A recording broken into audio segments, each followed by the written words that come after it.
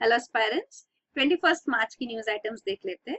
The Hindu newspaper से ये 9 items pickup की गई है, इनको डिटेल में डिस्कस करेंगे। पहली न्यूज आइटम है Vodafone idea merger creates India's biggest telecom firm. तो ये आइडिया सेल्यूलर, जो कुमार मंगलम बिरला इनके हेड है, वो और वोडाफोन की इंडिया यूनिट दोनों मर्ज की जाएगी। Vodafone actually UK based company है, टेलीकॉम कंपनी है, तो इसका इंडिया यूनिट और आइडिया सेल्यूलर दोनों मर्ज हो गए। तो ये फिलहाल जो मार्केट लीडर है टेलीकॉम सेक्टर में वो है Airtel in terms of number of subscribers. तो अब ये मर्ज्ड एंटिटी जो है वो इंडिया की लार्जेस्ट टेलीकॉम सर्विस प्रोवाइडर बन जाएगी।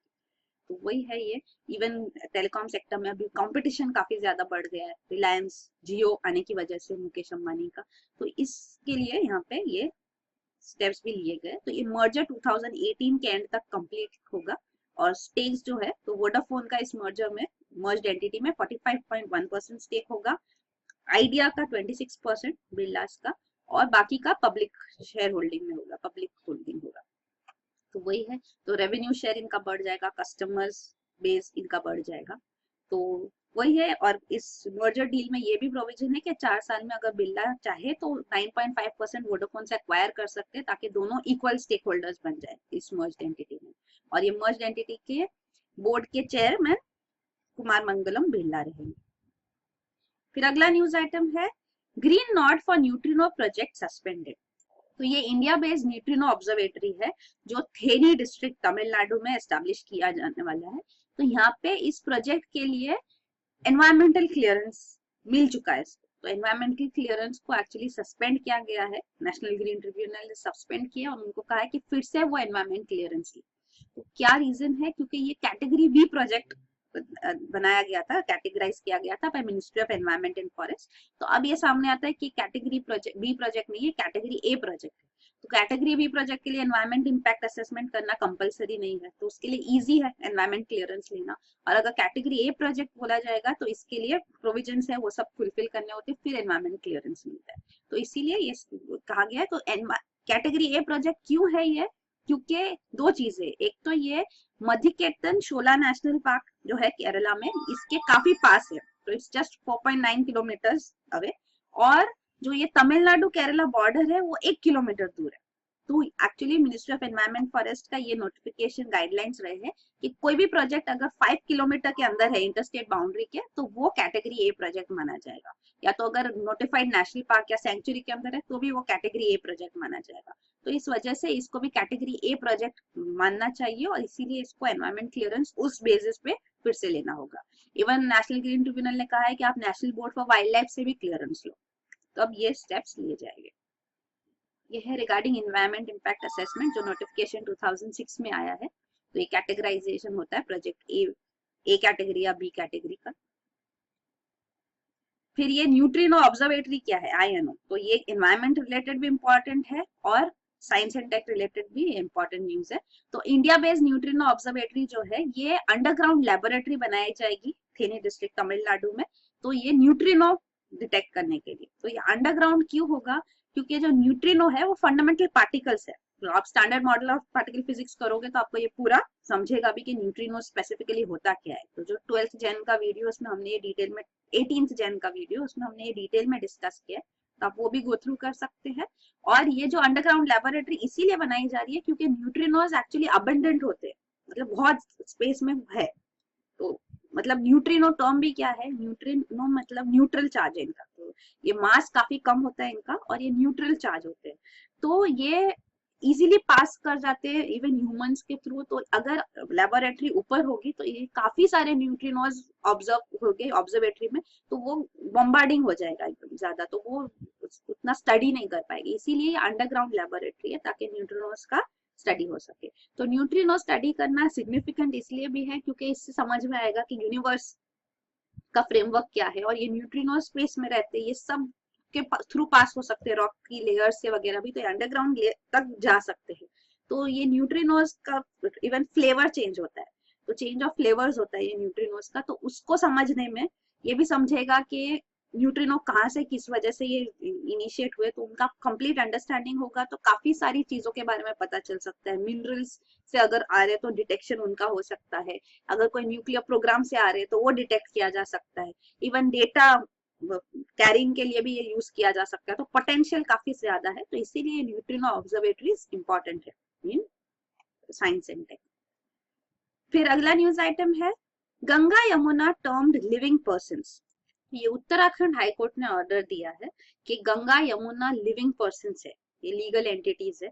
तो ये 20 मार्च को ये ऑर्डर आया हाईकोर्ट का, और 15 मार्च को ये न्यूज में हमने देखा था, इंटरनेशनल न्यूज थी कि न्यूजीलैंड की रिवर है वांगान्यू, तो इसको लीगल ह्यूमन स्टेटस दिया गया। तो this was the first time in the world कि ऐसा एक रिवर को लीगल ह्यूमन स्टेटस दिया गया। तो इंडिया में भी अब गंगा और यमुना रिवर्स, उनकी सारी ट्रिब्यूटरी स्ट्रीम्स को लीगल पर्सन्स, लिविंग एंटिटीज का स्टेटस दिया गया है। तो उनकी वही राइट्स, ड्यूटीज, लायबिलिटीज उनकी होगी जैसे एक लिविंग पर्सन की होती है। तो ये स्टेप्स लिए गए ताकि ये रिवर कंजर्वेशन, प्रिजर्वेशन हो सके। तो उनके पेरेंट्स भी डेजिग्नेट किए गए बाय द उत्तराखंड हाईकोर्ट। तो ये पेरेंट्स हो गए 3, एक है director of Namami Gange programme, तो ये नमामि गंगे प्रोग्राम जो गवर्नमेंट ने इनिशिएट किया 2015 में, तो उनके डायरेक्टर, उत्तराखंड के चीफ सेक्रेटरी और एडवोकेट जनरल ऑफ उत्तराखंड, तो इनको पेरेंट्स फॉर द रिवर भी डिक्लेयर किया गया है। तो ये नमामि गंगे प्रोग्राम भी जो 2015 में इनिशिएट किया गया है, तो ये 4 फेजेस में लॉन्च किया जाएगा, और इसमें क्लीन गंगा फंड भी बनाया गया है इसके फंक्शनिंग के लिए, इसके लिए यूजेज के लिए। तो यहाँ पे काफी सारे स्टेप्स लिए जा रहे हैं to clean river Ganga, beautification, ghats development के लिए, इंफ्रास्ट्रक्चर, नॉन इंफ्रास्ट्रक्चर प्रोविजन इसमें है। पूरा इसका पूरा Ganga river basis management plan बनाया गया इसके लिए। तो ये 7 IITs मिलके इन्होंने ये प्लान बनाया है। तो ये सब इसके बेसिस पे यहाँ इम्प्लीमेंटेशन होगा नमामि गंगे में। फिर अगला न्यूज आइटम है सर्कुलर वरीज मेडिकल इंस्टीट्यूशंस। तो फाइनेंस मिनिस्टर ने एक सर्कुलर भेजा है सारे सेंट्रली फंडेड ऑटोनोमस इंस्टीट्यूशन है उनको, मतलब हेल्थ रिलेटेड इंस्टीट्यूशंस भी, हॉस्पिटल्स वगैरह, प्लस इवन एजुकेशनल इंस्टीट्यूशंस जो है सेंट्रली फंडेड सबको। तो इनको कहा गया है कि 30% जनरेट करे ये एडिशनल फाइनेंशियल इम्पैक्ट जो होगा, मतलब 7th पे कमीशन के रिकमेंडेशंस इंप्लीमेंट करने के लिए एडिशनल फाइनेंशियल बर्डन आएगा, मतलब और पैसा उनके लिए अलोकेट करना होगा। तो इस इतना एडिशनल बर्डन आ रहा है, उसमें से 30% आप खुद जनरेट करो। तो वही वो क्वेश्चन कर रहे हैं कि हम कैसे जनरेट करें, स्पेशली हेल्थ केयर इंस्टीट्यूशन से वो कह रही है कि हम ये बिना पेशेंट्स को बर्डन के नहीं कर सकते, मतलब पेशेंट्स को ज्यादा पेमेंट्स करने होंगे फिर। तो वही वो कह रहे हैं, तो मतलब सब इसमें इंस्टीट्यूशन है, एम्स, जिपमर, निमहंस, ये सारे इनके ऊपर ये इम्पैक्ट आएगा। इवन केंद्रीय विद्यालय, नवोदय विद्यालय, उनके ऊपर भी ये कॉन्सिक्वेंस होगा। तो इसीलिए इन्होंने फाइनेंस मिनिस्ट्री को रिटर्न लेटर लिखा है कि उनको ये डिफिकल्ट होगा 30% एडिशनल फाइनेंस जनरेट करना ये। तो वही है। फिर अगला न्यूज आइटम है इंटर्नशिप में soon be a must for technical degrees. So ये All India Council for Technical Education जो है रेगुलेटरी बॉडी, इन्होंने कहा है अब कि जो टेक्निकल एजुकेशन होगा उसके लिए भी इंटर्नशिप मैंडेटरी की जाएगी। तो इंटर्नशिप मतलब ग्रेजुअली फेजेस में लाया जाएगा। इन 3 इयर्स वो एक्सपेक्ट कर रहे हैं कि इंटर्नशिप फिर मैंडेटरी किया जा सकती है। तो ये फैसिलिटेट इनिशियली किया जाएगा, फिर कैंडिडेट्स के ऊपर ही रिस्पॉन्सिबिलिटी होगी कि उनको डिग्री अक्वायर करने के लिए पहले इंटर्नशिप करनी होगी। तो मतलब जो ये सेक्टर है इंडस्ट्रियल सेक्टर, उसमें वो वर्क करें और फिर उनको थोड़ा एक्सपीरियंस मिलेगा, उसके बाद उनको डिग्री दी जाए। तो सिर्फ टेक्निकल एकेडमिक एजुकेशन ना हो, थियोरेटिकल ना हो, पर प्रैक्टिकल उनको हैंड्स ऑन स्किल्स एक्सपीरियंस भी हो, इसीलिए ये स्टेप लिया जा रहा है। तो वही है। तो ये अभी सजेस्ट किया गया, अभी तक ये फाइनलाइज नहीं आया, ये होगा ऐसे एक्सपेक्टेड। फिर अगला न्यूज आइटम है clean Padmanabha Swamy temple tank by May 15 Supreme Court. तो ये सुप्रीम कोर्ट का ऑर्डर आया है वाटर टैंक क्लीन करने के लिए। ये स्पेसिफिक न्यूज इंपॉर्टेंट नहीं है, पर पद्मनाभ स्वामी टेम्पल ये इंपॉर्टेंट है। ये तिरुवनंतपुरम में, केरला में, ये काफी पहले भी न्यूज में रह चुकी है। तो ये temple is the richest Hindu temple in the world, actually the wealthiest religious institutions in the world. तो इधर काफी सारा ट्रेजर है, जो गोल्ड ज्वेलरी या अंडरग्राउंड वर्ल्ड है। तो इसके अंदर $22 बिलियन वर्थ गोल्ड और ज्वेलरी। तो वही है। तो ये उनका वर्थ है, मतलब इसका हिस्टोरिकल सिग्निफिकेंस, हिस्टोरिकल वैल्यू इसमें ऐड नहीं किया तो भी इतना मतलब इसका वैल्यू है। तो ये सारे वेल्थ के ऊपर भी जुडिशरी ने इंटरवीन किया था और यहाँ पे उनको रेगुलेट करने के लिए स्टेप्स लिए गए हैं। तो वही है, यहाँ पे प्रिंसिपल डीटी जो है ये वो विष्णु, जो है उनका ये पोस्टर जो है वो है अनंत शयना, तो मतलब eternal yogic sleep on the serpent Adiseshan. So ये अनंत, यहाँ से ही नाम, ये तिरुवनंतपुरम को नाम भी इससे ही मिलता है। तो वो है पद्मनाभ स्वामी, ये मेन जो है ये ट्यूटेलरी डीटी मानते हैं इसको, जो रॉयल फैमिली ट्रेवनकोर की उनकी ये डीटी मानी जाती है। तो जो महाराजा ऑफ ट्रेवनकोर जो होते टाइटल ही है अभी तो ये महाराजा, इनको पद्मनाभ दास माना जाता है, स्लेव ऑफ लॉर्ड पद्मनाभ। तो ये यहाँ पे जो रेगुलेट करते हैं इनको। बाकी पद्मनाभ स्वामी टेम्पल में सिर्फ जो हिंदू रिलीजन के उनको एंट्री अलाउड है, और ड्रेस कोड फॉलो करना स्ट्रिक्टली इम्प्लीमेंट किया जाता है। तो वो है ये। तो यहाँ पे ये जो आर्किटेक्चर भी है टेम्पल का वो फ्यूजन है, जो केरला स्टाइल ऑफ आर्किटेक्चर है टेम्पल्स का और द्रविडियन स्टाइल, दोनों का फ्यूजन है। तो यहाँ पे ये गोपुरम्स भी है। गोपुरम्स मतलब ये जो बड़े बड़े गेटवेज होते हैं जो हम साउथ इंडियन टेम्पल्स में देखते हैं, तो ये पिरामिडिकल ऐसे गेटवेज होते हैं। तो ये गोपुरम, इसको गेटवे कहते हैं। तो ये सिर्फ एंट्री के लिए गेट पे होते हैं, फिर आगे जाके जो टेम्पल कॉम्प्लेक्स होता है। तो ये पद्मनाभ स्वामी टेम्पल में भी है गेटवे गोपुरम। तो वही है, वही है। यहाँ पे 6 वॉल्स है जो अंडरग्राउंड वॉल्स है। तो इसमें से एक जो है उसको अभी तक बंद ही रखा गया है, तो वो उसके ऊपर सर्पेंट इमेज है। तो उसको ऐसे माना जाता है कि ये सिर्फ जो जिनके पास शक्ति है, जो प्रीस्ट है, जो रिलीजियस लीडर्स है, जो लर्नेड मैन है, उनके पास जो शक्ति है उससे ही ये खुल सकता है, वरना ये खुलेगा तो मीन्स थ्रेटनिंग है, क्योंकि इसके ऊपर सर्पेंट इमेजेस है डोर पे कि ये मतलब खुलने की कोशिश ना की जाए ऐसे। तो वही है यहाँ पे। और भी मतलब ट्रेजर होगा उसमें, तो वो अब तक पता भी नहीं है, कैलकुलेटेड नहीं है। फिर अगला न्यूज आइटम है Kishanganga of the menu in Indus talks. तो ये इंडस वाटर कमीशन टॉक्स अभी हो रहे हैं इस्लामाबाद में। तो ये इंडिया और पाकिस्तान के जो वाटर कमिश्नर्स है, वाटर कमिश्नर ऑफ इंडिया और पाकिस्तान, ये दोनों यहाँ पे डिस्कशंस कर रहे हैं। तो इसमें किशनगंगा और रटले जो प्रोजेक्ट्स है उनके ऊपर डिस्कशंस नहीं हो रहा है, क्योंकि पाकिस्तान इनके ऊपर ऑब्जेक्ट करती है। इंडियन प्रोजेक्ट्स है जो पाकिस्तान इन पे ऑब्जेक्ट कर रही है। तो ये लास्ट टाइम भी जो मीटिंग हुई थी मई 2015 में, उसमें ये ऑब्जेक्शंस की वजह से फाइनली टॉक सस्पेंड किए गए। तो उसके बाद टॉक्स हुए नहीं है, और बाद में दोनों कंट्रीज ने एक्सेप्ट किया कि हाँ थर्ड पार्टी इंटरवेंशन लेना चाहिए, मतलब वर्ल्ड बैंक को इन्वॉल्व करना चाहिए। तो ये जो इंडस वाटर ट्रीटी है वर्ल्ड बैंक ब्रोकर ट्रीटी है, उन्होंने इंटरवीन करके ये ट्रीटी दोनों कंट्रीज के बीच में लाई है। तो थर्ड पार्टी रेजोल्यूशन दोनों ने अग्री किया, इंडिया और पाकिस्तान ने, पर वर्ल्ड बैंक ने कहा नहीं, इंडिया और पाकिस्तान दोनों बायलैटरल टॉक्स होल्ड करे और अपना डिस्प्यूट रिजॉल्व करे। तो ऐसा वर्ल्ड बैंक का कहना था। तो अब वही है, ये मीटिंग हो रही है। नेक्स्ट मीटिंग भी अप्रैल में होगी वॉशिंगटन में। तो यहाँ पे रतले प्रोजेक्ट भी डिस्कस किया जाएगा।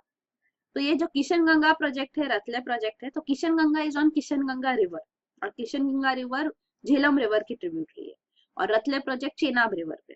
तो ये दोनों इंडियन प्रोजेक्ट्स है, और अंडर इंडस वाटर ट्रीटी जो 3 रिवर्स है, इंडस, झेलम और चेनाब, ये पाकिस्तान के पास है, तो वो इसका मेजर यूजेज कर सकते हैं। और रावी, ब्यास, सतलेज इंडिया के पास है।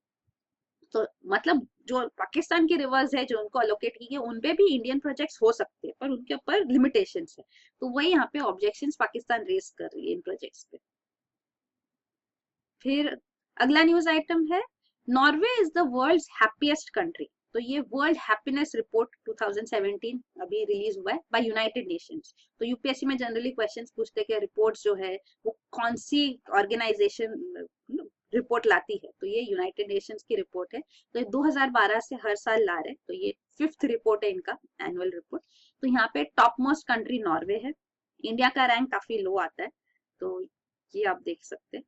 तो इसमें जो इंडिकेटर्स भी है, इंडिया का रैंक 122 है यहाँ पे इंडिया। और जो इंडिकेटर्स है यहाँ पे वो ये है कि जीडीपी पर कैपिटा, तो इसको यूज किया जा रहा है हैप्पीनेस मेजर करने के लिए। GDP per capita, social support, healthy life expectancy, freedom to make life choices, और फिर जनरोसिटी, परसेप्शन ऑफ करप्शन वगैरह। तो ये सब यहाँ पे इस बेसिस पे ये इंडिकेशन लाया जा रहा है वर्ल्ड हैप्पीनेस रिपोर्ट। फिर अगला न्यूज आइटम है the last one, new Delhi Kabul talks soon to boost trade. तो न्यू दिल्ली मतलब इंडिया और काबुल अफगानिस्तान, इंडिया अफगानिस्तान अभी टॉक्स हो गए उनके। तो ये India Afghanistan joint working group बनाया गया है on trade, commerce and investment. तो इंडिया और अफगानिस्तान चाहते हैं अपना रिलेशन स्ट्रॉन्ग करना, बायलैटरल ट्रेड, इन्वेस्टमेंट स्ट्रॉन्ग करना। तो अफगानिस्तान एक लैंडलॉक्ड कंट्री भी है जिसको इंडिया असिस्ट कर रही है, वो लीस्ट डेवलप्ड कंट्री है। तो यहाँ पे ट्रेड इन्वेस्टमेंट बूस्ट करने के लिए जो बीच में कंट्री है, इंडिया और अफगानिस्तान के बीच में पाकिस्तान है, तो उनको पाकिस्तान के थ्रू ट्रांजिशन चाहिए होगा, तो वो ट्रांजिशन ऑफकोर्स पाकिस्तान अलाउ नहीं करेगी। तो इसीलिए यहाँ पे डिस्कशन हो गए कि कैसे ये फैसिलिटेट किया जाए। तो यूनाइटेड नेशंस का एक कन्वेंशन है, TIR कन्वेंशन, मतलब इंटरनेशनल रोड ट्रांसपोर्ट कन्वेंशन। तो ये कन्वेंशन के अंदर ट्रेड और इंटरनेशनल रोड ट्रांसपोर्ट फैसिलिटेट किया जाता है, मतलब कस्टम सील्ड व्हीकल्स, कंटेनर्स है, अगर ट्रांजिट नेशंस के थ्रू पास हो रही है तो उनको इंस्पेक्शन बगैर अलाउ करना चाहिए बॉर्डर क्रॉसिंग। तो अफगानिस्तान पाकिस्तान का ये अग्रीमेंट है, ट्रांजिट ट्रेड अग्रीमेंट, तो उसको यूज किया जा सकता है। उसके ऊपर ही ये डिस्कशन टॉक्स हो गए कि पाकिस्तान ट्रांजिशन हम कर सकते हैं क्या, अगर, क्योंकि अफगानिस्तान पाकिस्तान की टेरिटरी यूज कर सकती है ट्रांजिशन ट्रांजिट ट्रेड के लिए, और पाकिस्तान भी अफगानिस्तान की टेरिटरी यूज कर सकते हैं। तो मतलब इंडिया अफगानिस्तान यहाँ से इंडिया के प्रोडक्ट्स भी यहाँ से पास हो पाएंगे UN कन्वेंशन को यूज करके, और ये ट्रांजिट ट्रेड अग्रीमेंट भी है उनके अंदर, उसके ऊपर ये टॉक्स हो गए। तो फिलहाल जो है वो इंडिया रूट यूज करती है वो है ईरान के थ्रू। फिलहाल जो रूट यूज किया जाता है वो ऑफकोर्स टाइम कंज्यूमिंग है, कॉस्टली है, और ईरान में हम चाबहार पोर्ट भी डेवलप कर रहे हैं, तो उससे हमको काफी ट्रेड फैसिलिटेट भी होगा। और हम एयर कार्गो लिंक्स भी स्ट्रेंथन करने का प्लान कर रहे हैं कि अफगानिस्तान को एयर कार्गो भेजा जाए, तो वो भी हम देख रहे हैं। तो अफगानिस्तान को के साथ ट्रेड रिलेशन स्ट्रॉन्ग हो गए तो आगे Iran, central Asia Asian Nations जो है उनके साथ भी हमारे ट्रेड रिलेशन बूस्ट हो सकते हैं। तो वही यहाँ पे सब उसके ऊपर डिस्कशन होगा। तो यही है न्यूज आइटम्स। Thank you.